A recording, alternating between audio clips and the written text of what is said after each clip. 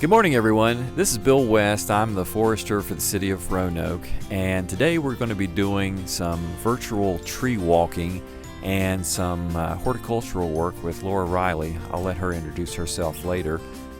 And I know that you are sequestered at home and you're trying to create some sort of chance to get out to see nature, and that's what we're doing today. The tree we're looking at today, at the moment, is a Franklinia tree, and it is a unique tree here at Mountain View. First observed around 1765 by William Bartram, a botanist from Philadelphia, and he was on a plant collecting tour in the 1700s, 1765, around that time period, and he observed this flowering, beautiful shrub-like tree along a river down there in southeast Georgia. A few years later, he came back, collected some seed.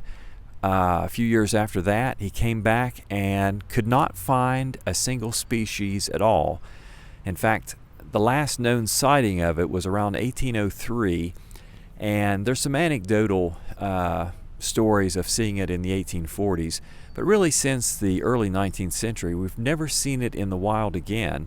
And it is a beautiful tree. It flowers a beautiful white little flower, and all of the trees that are available in the nursery trade right now came from that seed collection that William Bartram did in the late 18th century. So if you have the chance sometime later when this pandemic has passed, come by and visit Mountain View and take a look at the Franklinia tree. It's on the driveway side, and it should be blooming here in another 6 or 8 weeks, and it's really quite spectacular. So the second tree that we're looking at today is a Chinese fir. Has an unusual Latin name. I think it's Cunninghamia Lanceolata. Try to spell that on a Monday morning at Tech. It is a beautiful, beautiful tree. Unique tree, very much a lumber tree in China, and has very aromatic wood. In fact, historically, the wood of this tree has been used for caskets and for containers for ashes after a funeral. It will drop its huge needles. You can see that the needle itself, and I'll pick up one right here, when it drops off, the whole little leaflet like drops off like that, and the seeds are very small, the cones, what have you. And this is one of Marilyn Arbogast. She was the former horticulturalist. She loved this tree, and I think she loved it because she liked saying the Latin name Cunninghamia Lanceolata a lot. But beautiful tree, unique to the garden. There's a handful of these across the valley. I've seen some huge ones in residential landscape, but this is the nicest one that we have here in the park, and it's right behind the greenhouse. Easy access, nice place to sit and have a picnic. The third tree that we've got today is this horse chestnut, which is in full bloom right now. We might be at the edge of the blooming period, but you can see that we've got some very beautiful pale pink flowers across this tree. It's been in the landscape for so long, many people think that it is a native tree, but it's not. It's southeast European, down toward Albania that way. And the interesting thing about this that I always recall is planted as a shade tree across Europe for many, many years, and especially in southern Germany. Back when you had a lot of smaller breweries in the Middle Ages, and they would take the beer and they found out that they could cold temper the beer. It would taste better. and they would bury it, which is called loggering, and that's where we get the word logger from. And they would bury it, and they would bury it under the shade of trees, and the tree that offered some of the best shade was the horse chestnut. And so it got a reputation of having the best beer was under horse chestnuts. And that carried all the way through into today. If you go to southern Germany, Bavaria, you find these beer gardens across Germany, and they always have huge horse chestnuts there. And it goes back to the Middle Ages when they were cold tempering their beer to produce a better flavored beer by burying it under a horse chestnut tree. Beautiful tree. It's right here on the drive. This is the time to catch it. Beautiful pink flowers of the horse chestnut. All right, the last tree today is the dogwood, familiar across the Appalachian Mountains, and one of the favorite trees of many people. These trees are becoming quite, I wouldn't say difficult to find in the wild, but not easily found anymore. When I was a boy growing up, just up here in West Virginia, across the mountainside from our home, the hills would be just lit up in the spring with all of these flowering dogwoods. But about 1978, a disease called anthracnose began attacking these trees. We don't know where it came from. We don't know how it got into the mountains. But it has decimated our native dogwood population. And the trees you find available in the nursery trade are cultivars of this native tree that have been brought up through the nursery to be resistant to this disease, anthracnose. And always remember, too, that something that is resistant doesn't mean that it's immune. So you can still have a anthracnose-resistant dogwood in your landscape and it still get that. There is some treatment for it, but it's not entirely effective. But this is a really beautiful white one, which is what the natives typically are. And the flower itself is actually not a flower, but it's a type of leaf that the tree puts out. Beautiful, beautiful. American dogwood. Hello everyone, I'm Laura Reilly. I'm the Landscape Management Coordinator for the City of Roanoke Parks and Recreation Department, and I've joined Bill West today, who is the urban forester, on his tree walk that he has done. But now we're going to switch over and talk about some more trees, or some shrubs and some herbaceous material and how you can use that at home. We're bringing the outdoors into you today, so thank you for joining us. You can see here behind me there are some beautiful bridal veil spirea. Spirea are a fantastic shrub that can be used in a number of applications. They typically all will bloom. Some are pink. This bridal veil is a beautiful white with the arching limbs that come over. The important thing about spirea is to prune it at the proper time so you get this spring display.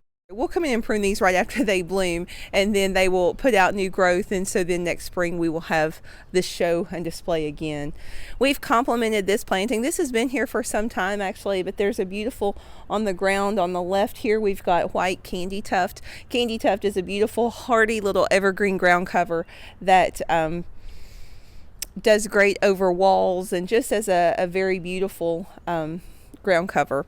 And then creeping phlox is another one here, and I love creeping phlox while they're blooming, and then when they're done blooming they're just kind of a grassy looking ground cover, but there's something that no one notices until they're in full bloom and making a carpet like you see here.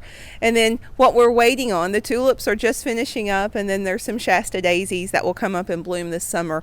So this whole area is shades of purples and whites.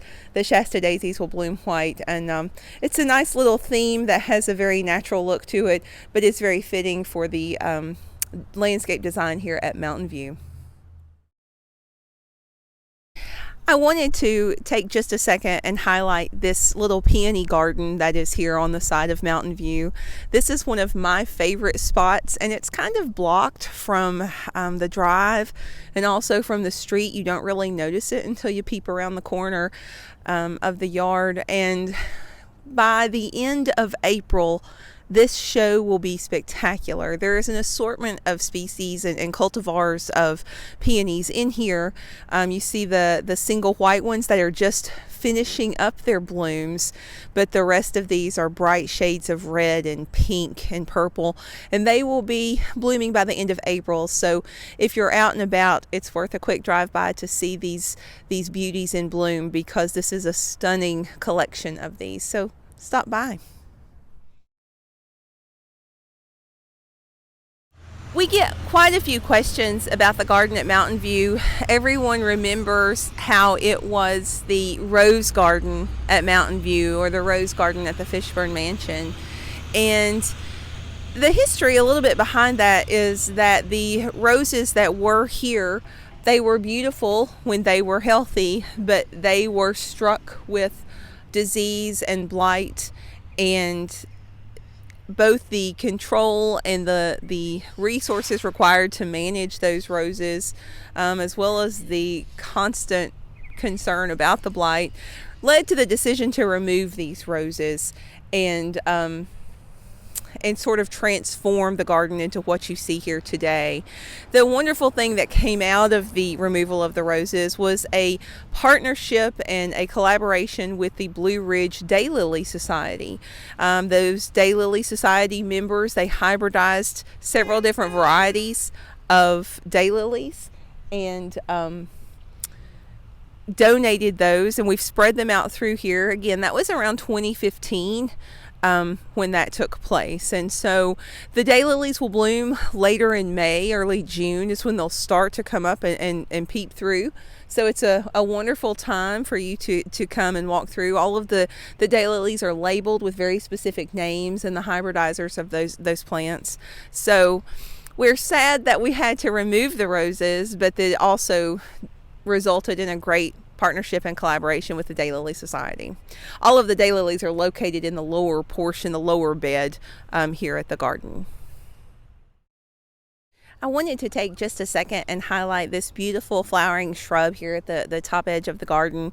This is a flowering quince. Typically when you see these, they can be a little bit invasive. They have a single bloom and they are more coral in color.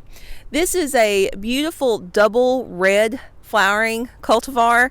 I suspect that this one is double take Scarlet, and you can see there if you look closely at the blooms that they do have a double appearance to them. They're not just a flat bloom.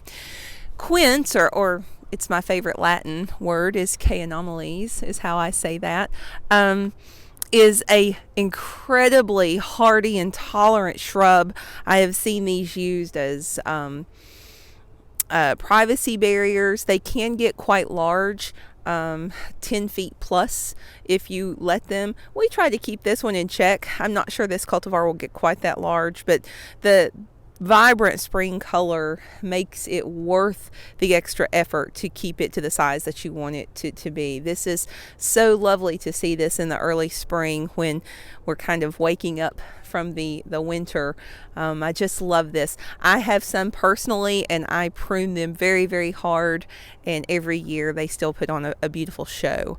So I just wanted to point this one out. They're not often as seen. Sometimes too they have thorns, so you do have to be careful, but this one doesn't seem to have thorns, so which is another clue into its identity.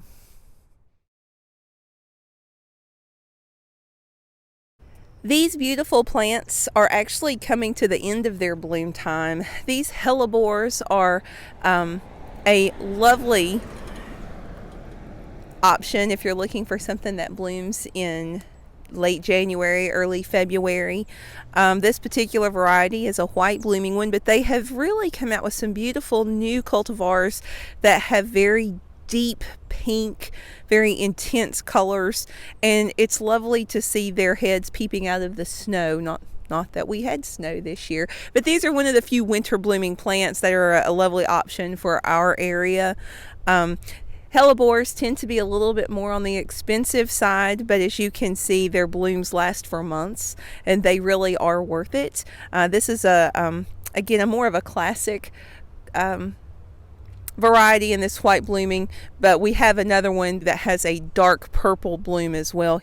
But it's a great late winter bloomer if you're looking for some options to keep your garden looking vibrant even in the off season.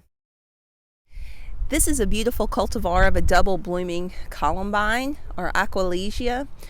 These are lovely because you can find them on our mountain trails and in our wildflower gardens. There's a wildflower garden up at the top of Mill Mountain, if you've ever had the chance to walk through there, that has a beautiful assortment of these Columbine in deep purple and white and pink. And then you can see this is a cultivar that has been manipulated just a little bit, but these double pink blooms, again, this early in the spring, we just love to see any kind of color and life coming out of the garden. Columbines are pretty easy to find and actually do not like to be in the hot afternoon sun, so these are a nice woodland shade type option for you. The final plant that I wanted to talk about today is this planting of Annabelle Hydrangeas. Annabelle Hydrangea, it's a Hydrangea arborescens, is the Latin on that. And the thing that is really unique about these is that they bloom on new wood. What that means is every year we cut these down basically to the ground or within 12 inches, and they flush back out. And by midsummer, they will be heavy laden with massive white blooms that just create a beautiful entrance or exit way here from Mountain View that is just stunning. The other nice thing about these blooms is that they last for a long time, several weeks, months. They will hold, and then as they start to finish up, they actually fade to a nice pinkish color and then to brown. So you get several months of bloom with these. Very little care and maintenance is required. We simply cut them back in the fall after a hard frost, and we can mulch right over them, and their show is spectacular. So I would invite you back again. This garden, the beautiful thing about the garden at Mountain View is that it's ever changing. Today is a beautiful day to be here. You can see the bright gold Lismachia there in the background. There are things that are just starting to grow. Some things, the daffodils have just finished blooming. There's just so much to see, and so that's why it's valuable to come by not just once but multiple times through the season, because you never know what you'll see. These Annabelle are going to put on a show that is just striking and wonderful to see.